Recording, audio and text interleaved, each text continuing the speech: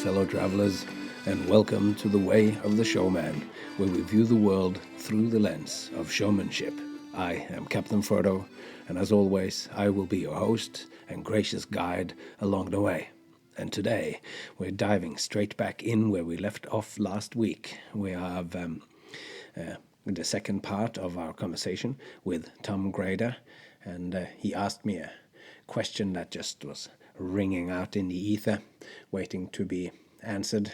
And I will repeat the question when the time comes, so that you know where we're at as we jump straight back in. And I have been advised that it would be good to say, not just in the end of the episode, where most people turn it off before it's finished, is to say, if you do enjoy this podcast, it would be great if you shared it on social media, if you made a little post about it, or just said that you listened to it. And if you would like to support me even more in this podcasting venture, then it would be amazing if you visited our shop. There is a shop where you can buy t-shirts and singlets and stuff. And my incredible wife, who has done the design for the logo and organized these t-shirts, we're hoping to get some further stuff to buy in the shop. And just like that, we're about to jump straight back into the conversation. Anyway, one interesting thing for myself in doing this, I'm relatively new to the conversational aspect of podcasting, and that is that this conversation that I had with Tom, it's the first time when me and Tom really have a long conversation like this. So that's a beautiful thing about this podcast, is that it has opened up conversations that I didn't get to have previously. Sometimes we're with people that I haven't had much chance to interact with before. So that for that I'm really grateful, because Tom really is an interesting thinker, and I look forward to future conversations with him as well, and maybe more as well, more collaborations. Anyway, it was a pleasure for me to chat to him, and I'm excited to bring you the second installment of my conversation with Tom Greder. Here we go. Frodo, when you put something in the show, what informs you that brutal decision of putting something in or leaving something out? Why do you put stuff in a show? I think it's different these days than it used to be, and it's different when I'm doing real sort of commercial work where people are just booking me to do these specific things in some order of another running, like a running order of 5 artists or whatever that they've put it together. Then I'm just doing my acts as they are. But when I'm doing my own shows, I'm finding more and more that when I am trying to create a new show, that I have ideas meaningful to myself that I want to express, and that I'm looking for material to go into it that will express certain things. It's like when I think of the showman, and the showman can do anything, like singing. I like to challenge myself to try to do that, and I like it that they feel like me as a person on stage can choose any medium to express myself through. And that also leaves me with, when I'm trying to make something, I am deliberately trying to find different skills or different genres of magic and juggling or whatever it is within the circus thing, or poetry, to try to express certain things. So and it led me, certainly when the last solo show I did during the pandemic, I didn't do the rackets in there because they don't fit. They're like the tennis racket act where I squeeze through the rackets. It's just like a short story, well-crafted short story with a beginning and a middle and an end. And you put that into a show, then I always am left with, I need something to pad to get it to fit in and to put on that silly costume. And then I need something afterwards to get back into the show because it sort of sticks out. But as a result, when I then didn't put it in the show, someone invariably goes, but where was that? Oh, we expected you would do that, or at least there's the encore or something. Or so, and I kind of feel like, but didn't you see what I just did in the show? Like it didn't fit in. Maybe maybe it's just because they like, oh, it was a good time, and it's just it basically could just take it as a compliment, and that they just they like that act and remember it and brought it up in conversation. But yeah, I don't know if that answers it. It's probably a complicated question, and a lot of the time I start out with a bigger list of ideas or things that I want to go into the show, and then as I start to work through it, sometimes the show just dictates that this whole thing just doesn't fit in. Like, it might be about the same theme, but it doesn't fit into the show. Frodo, it's interesting. I mean, I've watched numerous of your performances over the many years, and perhaps not dissimilar to me, the first things I put in were self-contained. What I'm doing on stage is what it is, and the more mature I get as a performer, I'm more tempted to put suggestive things in. Yeah. So that, you know, I try to have the confidence to engage, to let the audience's fantasy be a bigger part of what it is that's actually happening. That's really interesting. And I think there's a natural tendency for me anyway, it has been, after I had worked out this speech that I do on top of the cans, we're talking about following your dreams and whatever. I had sort of developed that in a very organic way in the Tiny Top, working with Trent Bauman and all this sort of stuff, where I was particularly fascinated by the preacher as a character.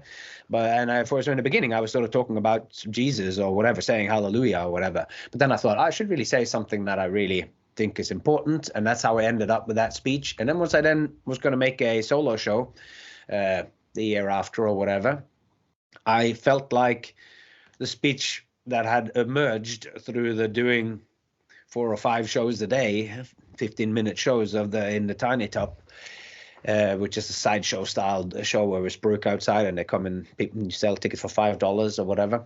And when I then was going to write the solo show where I was saying more important things and had much more ideas in the show, I tried to explicate a little bit better what it was that I said on the cans. And that only happened a few times, because the fact that I became, because people might come up to me and say, oh, it was nice how you said that thing, and and I thought, and this is what you said, and they reiterate back to you, and you're going, that's not actually what I said, or that's not what I meant, or whatever. And I think I heard. yeah, and it's so, and then I felt like, oh, they don't quite get what I mean, but then but by making it more specific, I just all I did was to lose more people. Leaving it more open-ended means that it speaks to everybody, so then it becomes closer to allegory than just some statement or whatever. So I think I got that lesson early, and I keep learning it again and again as well, like of where is, like, I mean, sometimes it's also like you can be really clear and you think that you're saying something very specific. I'm talking about the nature of what magic is in one of my pieces, and I'm being very specific as to what kind of magic I think is real.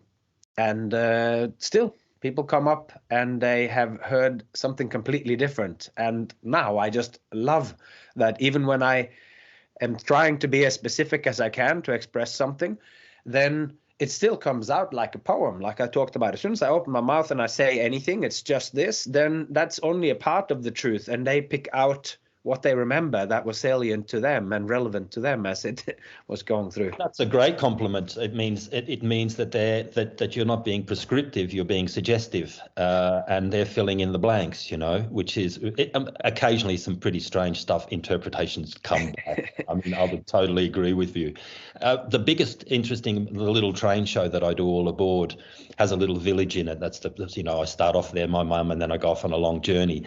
And over the many, many years that I've done the performance, the biggest comment I get after the show is usually, I grew up in a little village. And for me, that's so wonderful, because it's taking them back home, whether it's positive or negative, it's great. So they're fixated on that village. So I spent, after getting that feedback for quite some time. I spend a little more time with the village now, just, during the show.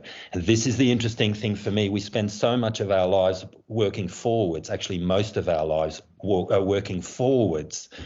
The good Mr. Ibsen said that in life, things happen as a result of everything that happened before.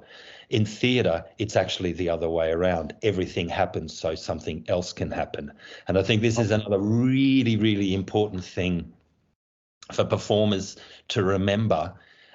Never write the ending at the end. Never leave writing the ending until the end, and always know where you're going to and what you're doing, what you are doing now, and the choices that you make during any particular part of the show will serve what's coming up next. That may be as simple. You got a fantastic gag.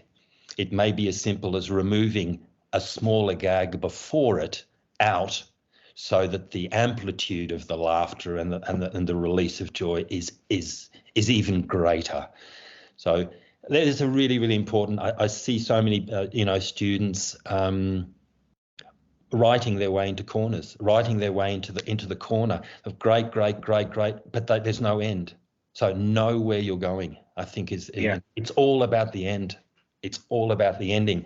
And then once you have that ending, looking back in the show and changing things that will set that up even better. So working backwards, not always working forwards. That's a great quote. And it's so true as well. Like me and Jay Gilligan, very thoughtful juggler, talked about this a lot of this. You need to sort of know already where it is that you want to go. We're using that exact kind of language, that when you're going in and you're arriving in the studio, the shorthand is kind of, we don't want to arrive at the studio and then go, okay, and we've got to create the show and go, okay, what are we going to do? Because then, and now I haven't thought of it in the structure that you said, but now that just makes total sense. Because then you just start going somewhere, and as it is with the show creation or whatever, you always have limited time. You never have enough time. So you need to sort of know, and it's such a good idea if you know already, like the emotion that you want the audience to leave with, or the trick that they want to do, or that the actual political point that you want to make, or whatever it is that is your passion. That if you know that first, then what we're doing when you're coming into the studio is what are all the ways to get to that point.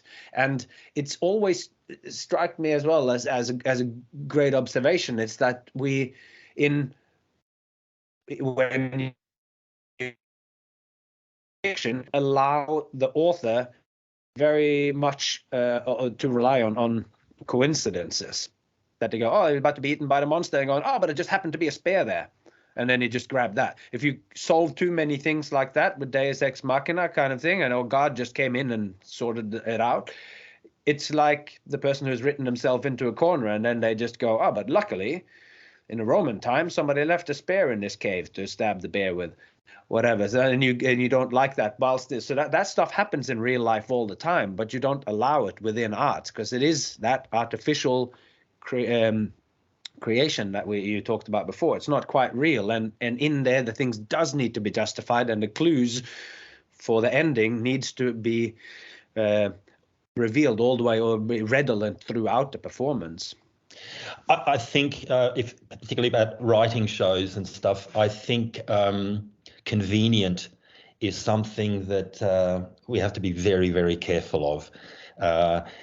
I think convenience eliminates this question of what does it mean and why is it in the show. I think efficiency is something that's super, super important. If you use a prop, use it more than once, if at all possible. It should have a multiplicity of uses. Otherwise, leave it at home. Never bring never write a grand piano into the show just because you can't get from one point to the other without it. So I think being really efficient, and this is it's in the detail. The devil is in the detail. A good show is in the detail. Efficiency. Anything that happens on stage should happen on stage, and anything I'll leave it at that. I think everything is really, really important. The choices you make on stage, being efficient on stage. If you move, you're moving for a reason. It's not because you don't know where you're going next. All that sort of stuff. This just makes the audience, the looser the show is, or not the looser, the lazier the show is, and the less clean, the dirtier the show is, the more the audience will lean back and stop looking for the patterns, because they start to realize that not all the information is important, and they'll also get lazy. So I think you've got to keep them on point. I think you really have to be consequential. You know, I've worked with Trent Arkley-Smith, the Oscar and Strudel show, for 25 years now. We haven't performed in 3 years. I miss him. I miss Trent enormously, and Oscar misses Strudel enormously, which is an interesting experience for me. But the last time we performed, I realised it took us 24 years to get the show to where I've wanted it. And it was really one of those exceptional experiences where everything that happened on stage should have happened, and there was nothing that didn't happen that shouldn't have been there. It was effortless, easy, and it was just the most euphoric experience I've ever had. I really felt for 50 minutes I snuck out from under some sort of celestial thumb that had kept me, pinned down. One of those few times in life when you feel totally free. Yeah, when you just let go. Only took 24 years, so there's hope for us. Well, that's right. You got to keep at it. It's the alchemical process. It's the process of doing it. Is luckily for what we do, it's already rewarding when it's happening, and then you get to a moment like that, and that's a moment of immortality right there, where you really feel free, and you are definitely working within the system. Like within martial arts or whatever, you're working within a specific system and of the show. So in a sense, you're unfree, yet within it, all of a sudden, everything clicks into place and it becomes that sounds amazing. I wish I was there.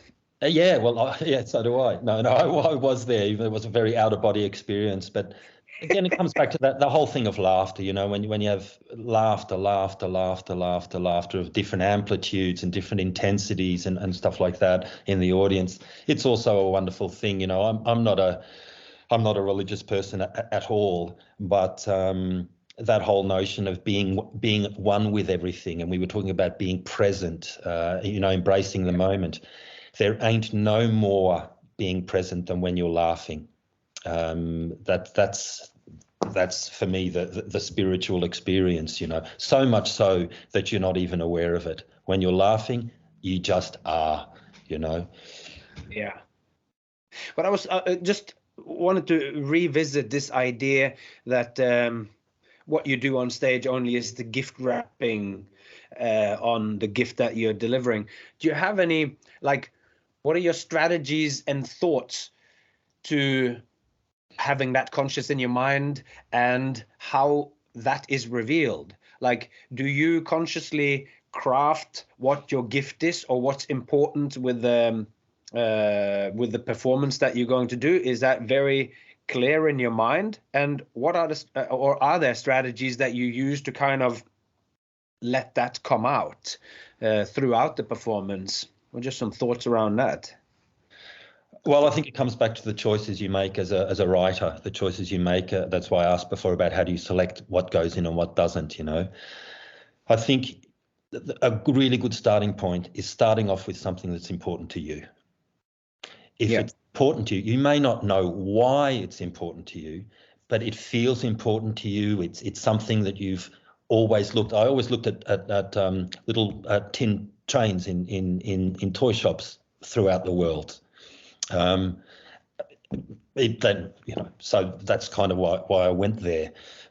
So I think making choices about something that you're going to explore within yourself, that you will draw on your own humanity. You're not going to act out or try to write a show based on someone else's life.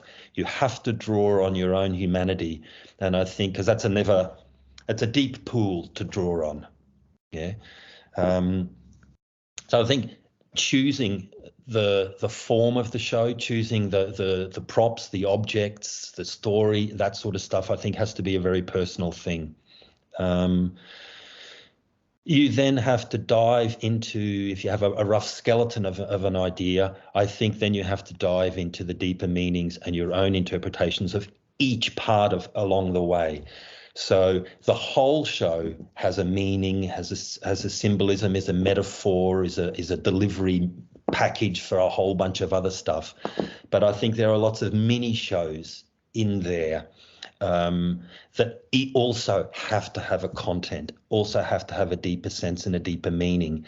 And the tricky part, and this is where the discipline comes in and the brutal decisions that sometimes have to be made, it's in the show because it means something for itself and it means something to the rest of the show as well. It's got to be damn clean and efficient and smooth and slick. It's not an easy thing to do, I really think. But I think the main thing is to start off with authenticity.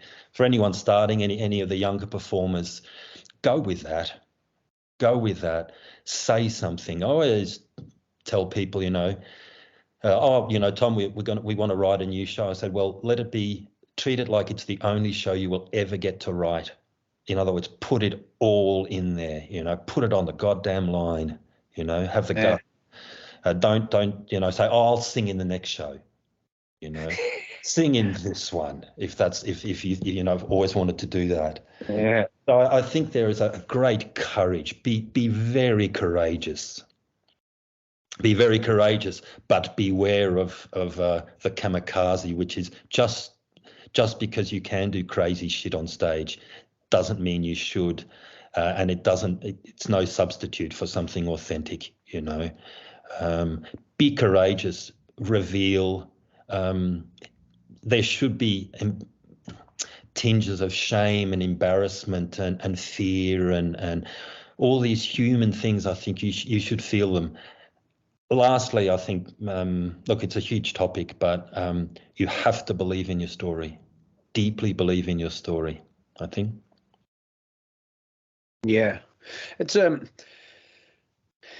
also like there's a relationship, I think, then between discovering. So you're going for you notice a fact about yourself that you are looking at these trains, because to me, as soon as you start. I mean, I've seen you do it too, but I would imagine that anyone who's listening to it as well, just this idea of a toy train. And within the context of a clowning kind of sensibility and with the vulnerability that you're expressing that always comes out in your performance, that to me, it screams of meaning, or like it becomes symbolic, everything, and a person who thinks of their own village and a journey through lives and the things that you see. But when you were drawn towards the trains, I mean, you first then took the decisions to buy them and to make it. How much comes from it's just an interesting thing, how much comes from just exploring the images of, like, because do is that you have sort of building the train drives at a certain speed and you're building the train lines as you go a little bit in parts of it, which is like, how much of it is it that I have something meaningful that I want to say, so what can I do with the train, and how much comes from actually just creating the images in the space? Like, how much, what's the sort of dialectic there? Well, look, it's interesting. First thing is leave the comedy to last.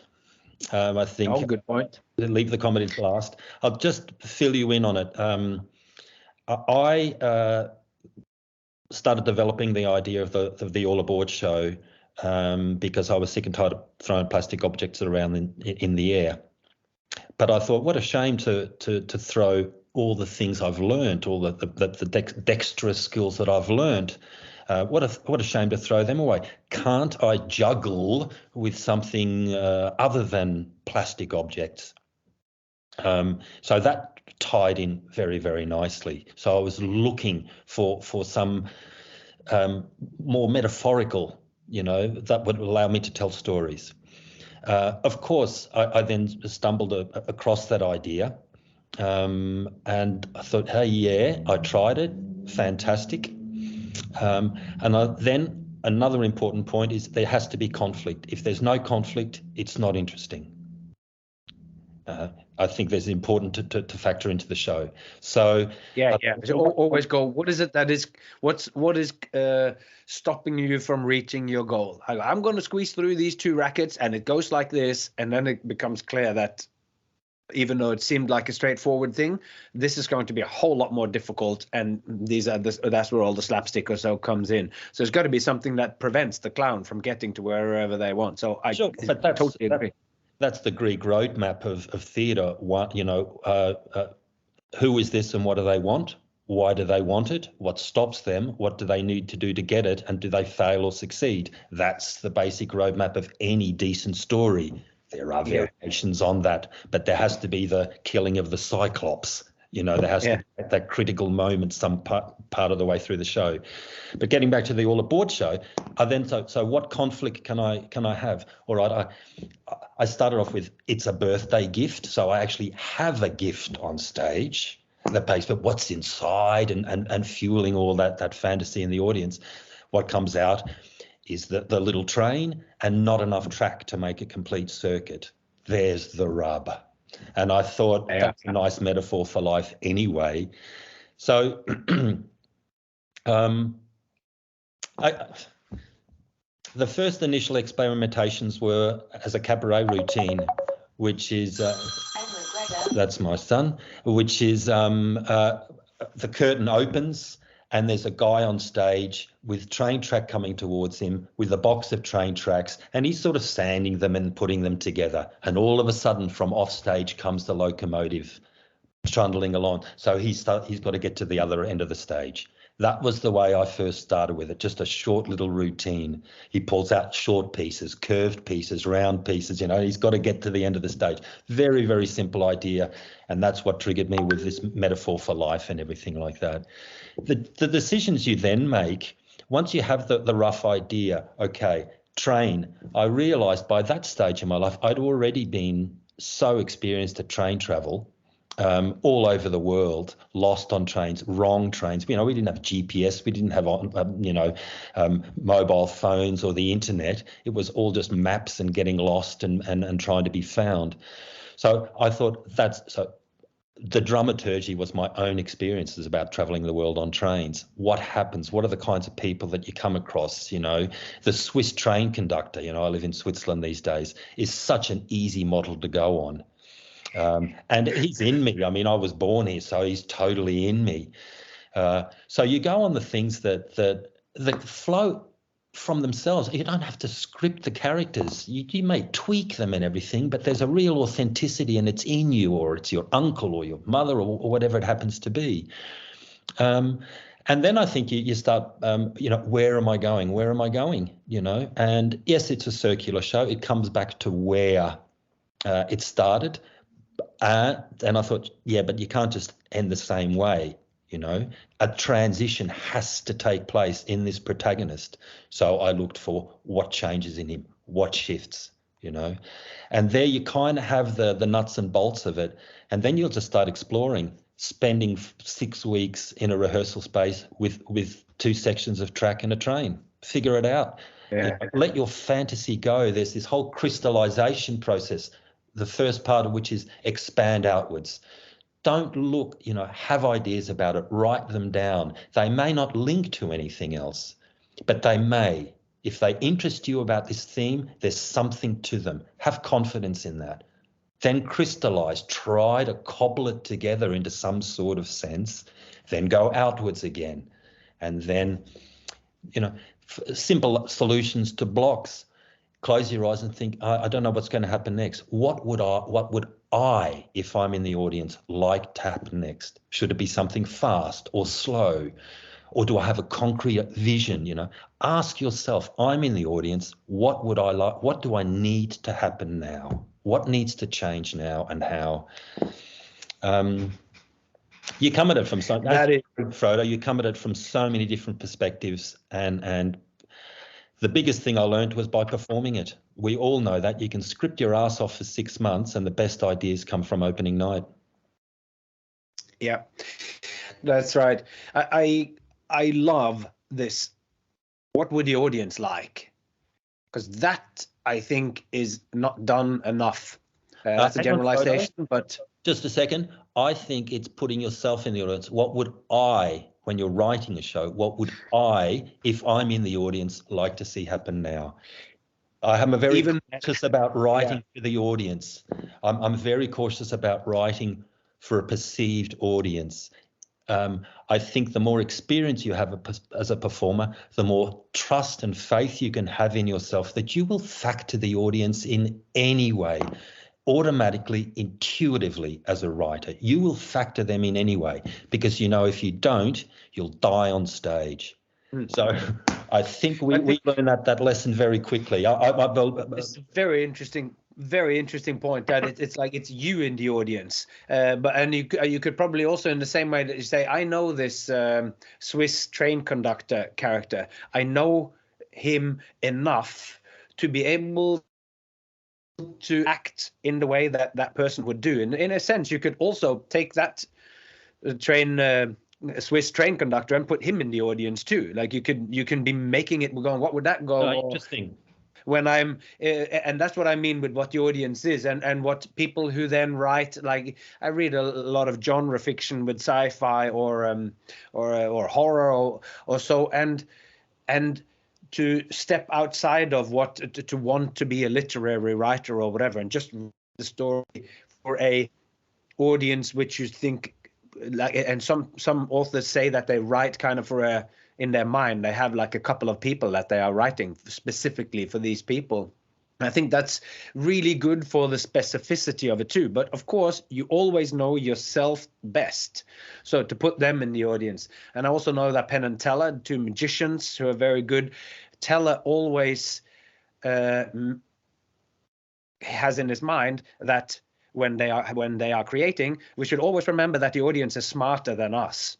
So never dumb it down. And I thought that was like, I don't know of anyone that says that, because it's so common that people go, they won't notice. 3 balls, 5 balls, they don't care. Frodo, it's a fatal mistake to make. I think, I play a lot of sport, particularly when I was younger. And when you play a better tennis player, you lift your game lifts. So really elevate them. The thing is, people, you can dumb them down intellectually, but inside, in their intuitions and their fantasy, they're in a darkened room. They've paid for their ticket, maybe not a lot, but they've paid. They're invested in the show. They're counting on you to transport them to places that they don't normally want to go, but they need to go, or they don't have the trust to go themselves. So they're in. So there's no dumbing people down in terms of their intuitions, their feelings, their hopes and ambitions, and particularly their fantasy. So elevate them. If you're going to write for the audience, make sure you're writing for the most sophisticated, sensitive, elegant, dignified audiences of all. And lift them up.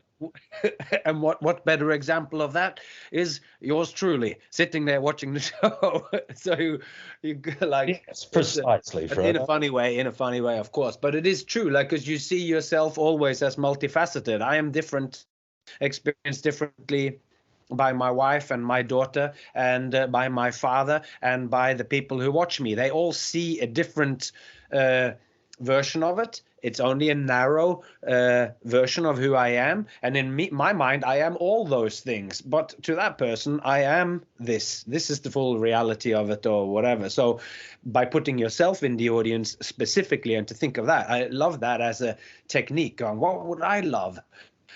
What happens in this show, because we all watch shows, and some we love and some we don't love. And I always take that as like the challenge is then to always not just go, why did I love it, or why did I not love, is to go, what exactly is it that I didn't like, and what would I do different? And in that sort of active participatory way of watching the show, you are growing as an artist no matter what you see. Because if you always relate it back to yourself, or whether I'm reading, and I read a lot of biology and I read philosophy, I'm always relating it back directly to me as the showman and my point of view. And in that, you sort of have this active, ongoing conversation. And I love that. There's the artist. I think there's the artist speaking in you, that is not dominated by the person or the character. You have this sort of, outer perspective, looking down over things, and it's a busy experience on stage. But Frodo, when you're sitting in the audience and. If I'm working with a company or whatever, or an actor, and they come to a block in the show, they don't know what happens next. I say, well, what would you like to see happening next? Close your eyes, and what do you see? Say, I don't see anything. I say, well, okay, well, let's use a simpler vocabulary. You can work with a different scale, a different tempo, a different rhythm, or a different form. Are any of those things tricky? If that's all you can give me, let's write it down, and that's at least progress. So you think that it should now slow down. Great. Let's move on. Maybe something will fall into there. People tend to work chronologically. Now I'm writing this part of the show. What happens next? What happens next? What happens next? I think it's much better off, at least for me, to start with a jumble, and then try to puzzle it together in one way or another, and then fill out the holes, and then expand and explore and try. But so, if you come across blocks in the show, think simple. What would you like to see in simple terms, rather than trying to come up with this fantastic gag or whatever straight away? Yeah, it'll always grow. And also there's a really important, that thing you said, you write and you write, and I use the metaphor of birth. Everything that you do until you do your premiere, it's no matter how well scripted and how rehearsed and how in depth your creation has been, this is just the pregnancy. The show doesn't come into the world as an actual being until it meets its audience, and then from then on start the education of who the show is. When it comes out first, it doesn't know whether it's this way or the other way, or it can't sit, it can't walk, it doesn't know who it is, it doesn't know its gender or its sex or anything. It goes along the way and finds out who it is, and it has its own individuality 100%, but it's shaped by the world as well. The show it doesn't just come out and say, I am this and it's finished. I want to express myself as clearly and as like to be understood as deeply as I can, and to do that, the world will also be shaping me into expressing myself in the best kind of way. So to me, it's like I always feel that it's like, even when the show is sort of done and it comes out, the shows like you talk about with Oscar and Strudel, 24 years in, you go, there was the perfect show. And in that, there's been the creation from nothing to perfection. And that only happens through when at the end of each season, you go, I don't know how I could do this show until I had these had now in this season, 12 years in. Finally, we've cracked it. And then you keep discovering things. So 24 years later, you still end up with the perfect show.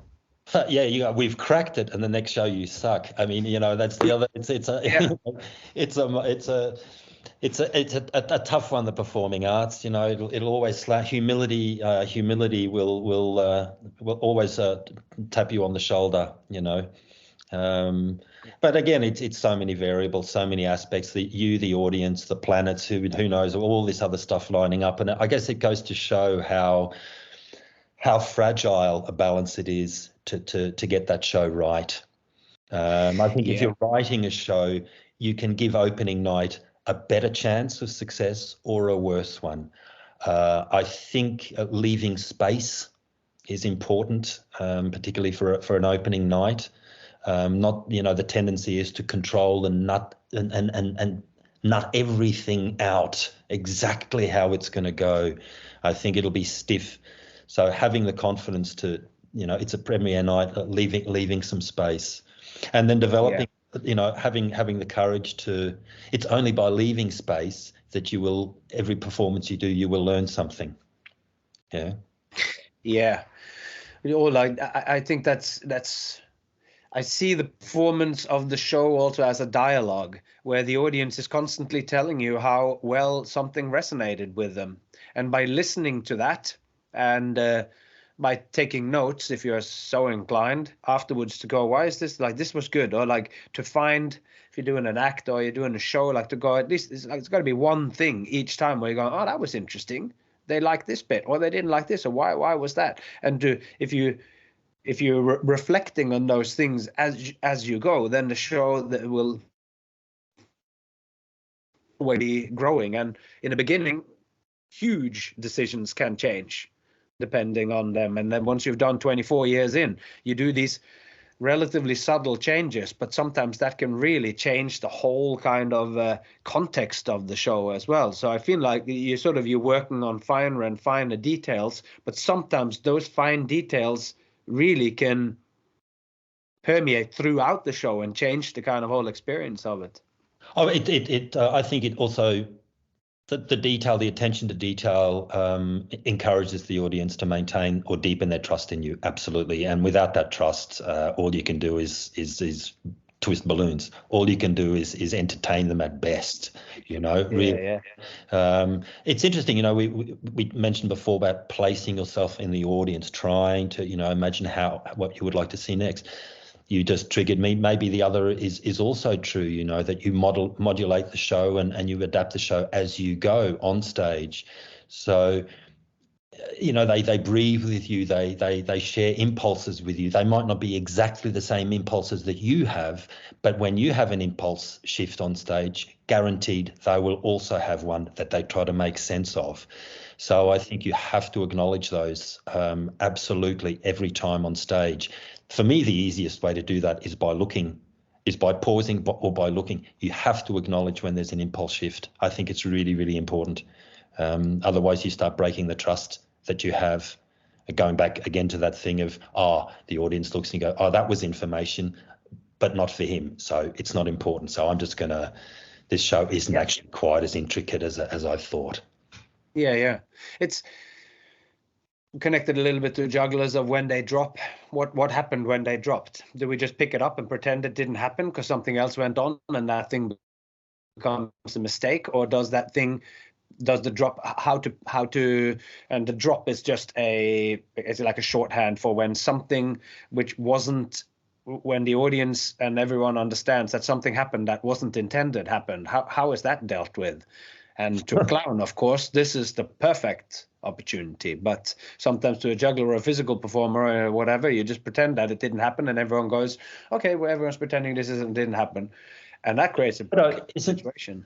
Isn't that interesting? We were talking before about the flyers in the circus and the clowns in the circus. Where a drop is crushing for a juggler is when that juggler is trying to be immortal. There's no saving it. There's absolutely no saving it. But where a drop isn't crushing for a juggler is when they're much more the human side of things, when it's just an excuse to deliver something else. When what the juggler does is what it is, it's crushing. So again, because there's no saving that. There's just no saving that, Yeah, and it has to do with your what relationship you set up with this thing that happens. Where in a classical performance of a piano piece and somebody plays the wrong chords, it might destroy the whole creation of music that was there, and it just falls apart. In the way that if you set up that expectation as a juggler, then it falls apart with it. Whilst if you imagine someone else, who I think on the other end of the spectrum, that if the wrong chord comes out when Tom Waits is playing something, the importance of the emotional telegraphing is much more important than the technical skill that is trying to deliver it. And you keep listening to the meaningful message that's coming out throughout the noise around it. And then his framing of it, although he of course knows I guess it's a caricature of him or whatever, because of course he knows what he does when he's playing it, but he's looking for the untuned piano or the thing, so that you can speak your truth through a broken instrument or whatever, and somehow the truth comes out even stronger through that. So some of that is through the framing, and it is his truth, which the classical pianist couldn't tell that kind of truth but maybe, or not maybe, like it has yet to be proven that Tom Waits could play Little Fugue in G minor by Bach and transcend you into the realms that does when you hear this piece. So I guess that's so authentic, though, isn't it? Authenticity, yeah. And how do you like? Because authenticity is a complex thing. How do you think of of what authenticity actually is? If you try to sort of put some words on what it is to act authentically, or to whatever, or be authentic, what does that mean? It means something to you. That what you do, what you say, what you feel means something to. Well, not what you feel. If you feel it, then obviously it means something to you. But I think authenticity is in also quite brutal. Yeah. In that it is the things that are important to you are authentic, and the things that mean something to you are authentic. And I think that honesty is absolutely important to that. Again, I don't propose, I watched a performance I was asked by a director in Tasmania many years ago to look at a work in progress that they were doing. There was 6 or 7 real monologues of quite awful things: houses burnt down, lost children. These were stories. It was an amateur theatre company. And I went to see it, and it was painful to watch. It was painful to watch these monologues because they were the real people that it happened to. I then suggested maybe if they're all working together, maybe they tell each other stories instead. And apparently it worked well. So wow. I'm not proposing to go on stage and just say real shit about you and your shitty life or your experiences. No, that's not theatre. The audience recognises the difference between reality and a theatrical fantasy. Theatrical fantasy allows them to laugh at someone's misfortunes, to weep at someone's sorrows. It allows them to fully engage their fantasy and let it go without fear of recrimination or shame. Reality doesn't. So we know the difference between a forum and a theatre performance. So I think being authenticity on stage is about drawing on what's important to you, but twisting it in a theatrical sense, making it safe for the audiences. In other words, rising above your own shit, releasing itself from your own shit. And understanding the human condition and understanding, to live is to die and to all that sort of stuff. And that's why the dramaturgy is so important, is to understand why you might feel something or why something is important to you, and twisting that enough. In the All Aboard show, I have a mother in it. It's actually my father. But when I played him as my father, it was maybe a little too close to the bone. I was not able to make fun of him or it.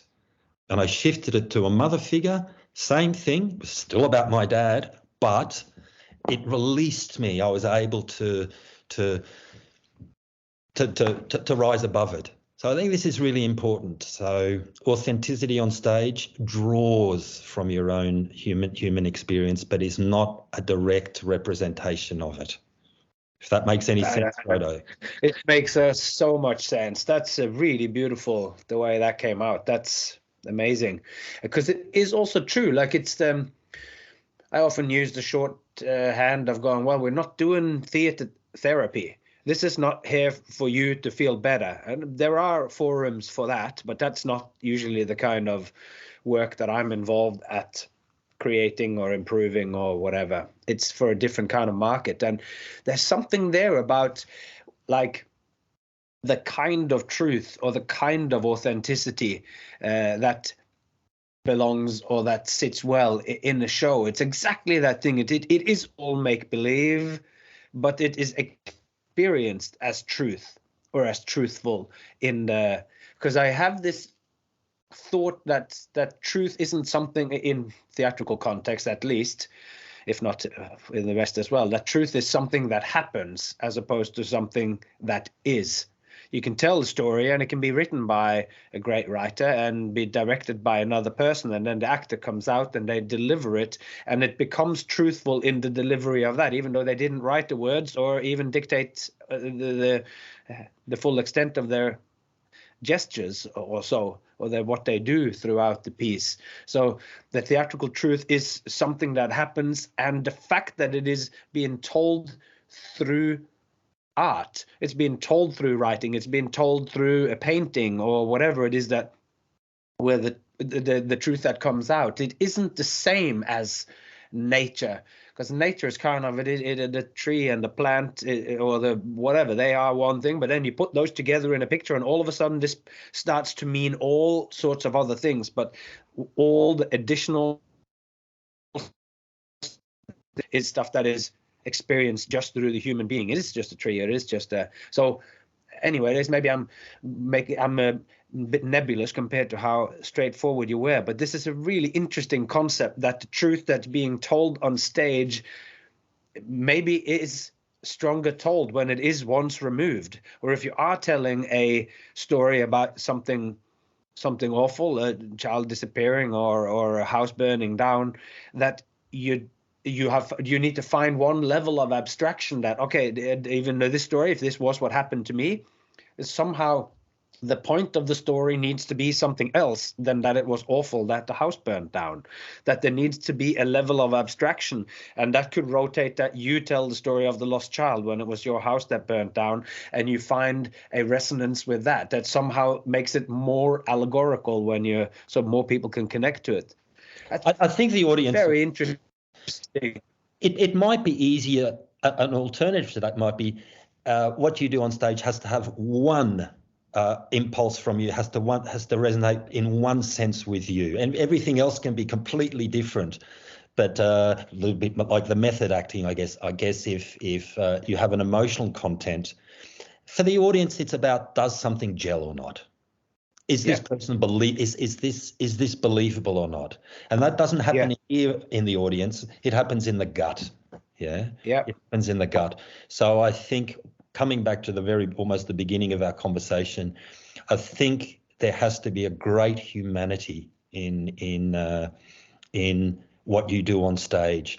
And I think we use the word character. I think you define a character not by their perfections, but by a person's imperfections. It's either eccentric, idiosyncratic, or crazy, but that's how you define someone's character. Wow, he's such an amazing character, in real life. So how something gels with the audience.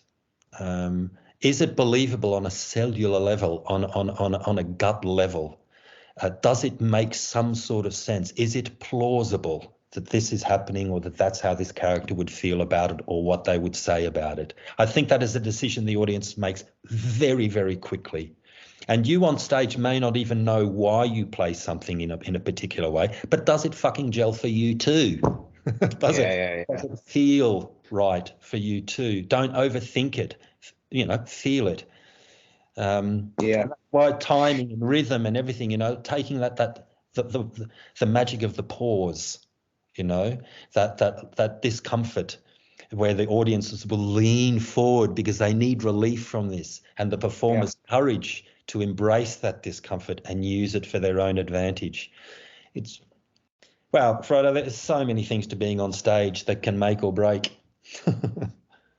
Yes, there is. And we should probably round off now, but there's still so many things that I would love to, ideas that you have already fielded to me that we didn't even get to touch on. And also, I'd love to, at one point, dig deeper into the nuts and bolts of what it is like teaching. And for instance, with Code Arts, which I've had some experience of talking to one person that's come out of the school that's now doing a project, and what it is like, because I also have these conversations with Jay Gilligan, who is also doing a bunch of teaching at the school in Stockholm. So, because all these ideas that we're talking about now, I'd like to maybe hit you up one other time and talk about how do we convey some of these that feels a little bit abstract when you're just talking about it now. And how does that really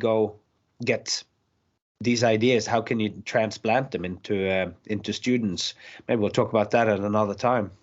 Frodo, it would be a pleasure. I mean, after 30 odd years of teaching, it still interests me to how to help first to identify where are students looking, how to shift where they look, and how to shift the choices that they make to be better, more effective choices as performers. I mean, from my experiences, some people need their hand held, the others need their ass kicked, but the vast majority need their hand held while you're kicking their ass. So, that's great. I'm totally happy to talk to you about that. I have some questions for you, because there are still some challenges that I have that I find difficult to get through. There's no way I can give someone 35 years of experience in a five-week workshop. You've just got to do the hard yards. Get your ass on stage, fail, Absolutely. and learn how to swim. Yeah, I mean, it's true. And it's like, that's certainly a huge topic to explore, like the role of what a circus school does in creating an artist. This guy in the same of what an art school, what is the goal of each particular school or whatever. So very interesting. And I don't have much experience in teaching.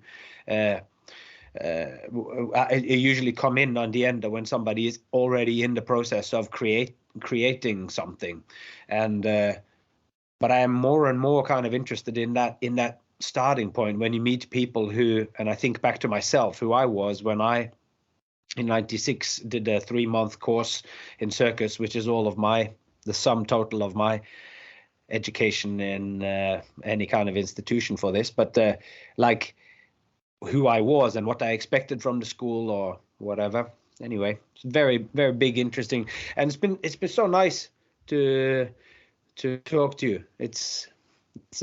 We haven't. This is probably the most we have spoken in ever, and it's been really nice. And I love the little backs and forths that we had of the act of creation. I found that book online in a sort of facsimile, or whatever it's called, where it's just a PDF, so whatever. So it was quite difficult to read, and it's a complex text, but maybe that's something we could delve into as well. And I don't know if I could already, in just the way that you were breaking down the structure of a joke, I seem to remember that in that first chapter, that's something that he delves into very early on in, what's his name, Kostler? Arthur Kostler, that wrote that book. Arthur Kostler, that he delves into that. So that's rich territory. And it's even just to that, talk about like books that, because not all circus performers, a lot of people end up in circus because they are physical people, and not all people also read books on how to be an artist, even, because it's true, everybody writes circus artist on their CE or on when they describe themselves, but maybe the emphasis is strongly on the circus and not so much exploring what the artistic process is. And so on. We got to touch on your artistic process today a little bit with the train, but we didn't even talk about your Kino cinema project, which takes performance and improvisation and everything to a whole another level again. So I'd love to talk about that too.